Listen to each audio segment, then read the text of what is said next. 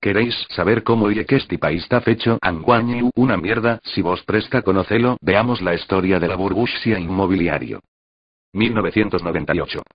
Un día, el presidente Aznar empobinaba pal padel cuando desmenu, aparecióse y el dios de la especulación. Quien reveló de manu, oyelo bien, la nueva ley del suelo. Esta ley, desendolcada por los socialistas cuando vistían de pana, espurrió lo que estos ya oficieran primero, deseando que se pudiera recalificar más prau, pa cosa urbano. Todos los partidos apuntáronse a la folixia. La fórmula ya era bien simplayo.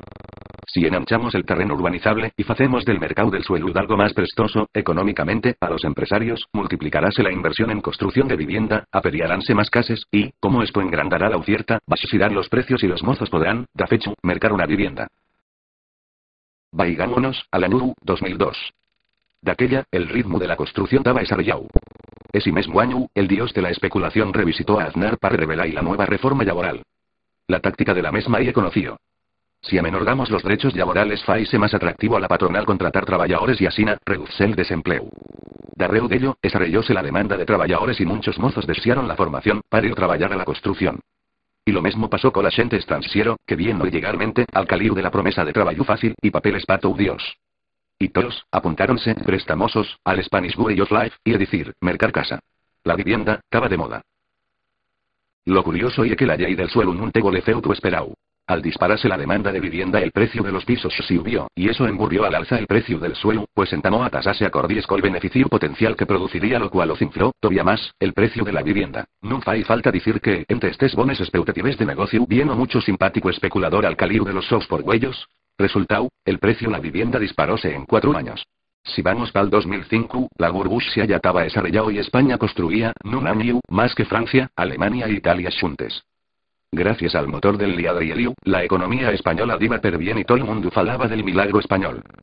Pero así no era el nuestro milagro económico. Mientras el referente para los empresarios norteamericanos y era Google, en España todos querían ser Paco el Pocero. Pero saberaba un drama descomanao. El precio de la vivienda ya era, da fecho, estratosférico. El desempleo todavía demasiado a una cifra récord. Pero, mientras que la vivienda, en términos de mercado, tenía más que duplicado el su valor, los sueldos estaban más considerados que el defunto Walt Disney. Lo que va a decir que, aunque estábamos en el mayor periodo de la economía de toda la democracia, la mayoría cobraba un S.D.M. y es decir, un sueldo de mierda. Pero, si la vivienda está más caro, y los sueldos son los mismos, ¿por qué la gente sigue mercando pisos? Pues, porque aquí aparece el to amigo, el banco. Bancos y casiers nunca quisieron perderse el festín, y rebasaron los requisitos para dar préstamos.